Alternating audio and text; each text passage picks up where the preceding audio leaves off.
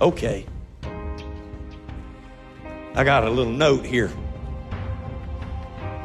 So this morning when I made it, I couldn't figure out if it was the Lord or Loran. So in the first service, I acted on the note. You decide if it's the Lord or Loran. I want to talk to the men for just a second. Men, when I talk about temptation, you know what one of the greatest temptations is, and it's her. You can't walk out of this building, you can't go anywhere in public and not see flesh, nudity, seductresses, dressing to appeal, dressing to look good. You know what I'm talking about. And short and low, and here are men who want to live right. Men that want to be holy. They got nowhere to turn because in a 360-degree circle, it's everywhere. But the problem is that they have to see it in church.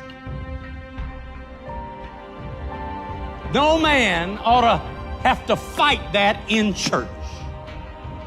Ladies, girls, when you get up to get dressed to come to church, you need to realize you're coming to the holy house of God.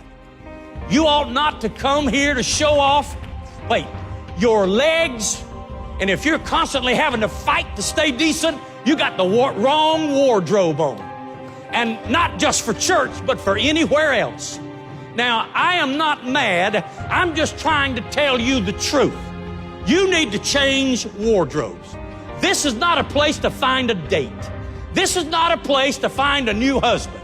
This is a place where you come in and the Spirit of God fills it, and Jesus is here, and His holiness is here, and you ought not to be the cause for a man having to fight his flesh in a service.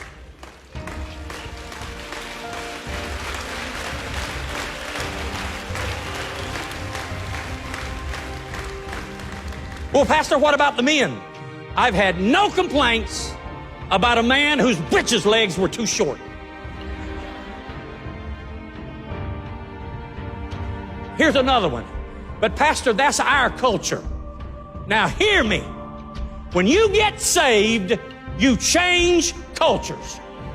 I don't care what you call it. French, Russian, Romanian, I don't care what it is. When you get saved, you become a Christian, and you conduct yourself as a Christian, and you dress modestly for the glory of God everywhere you go.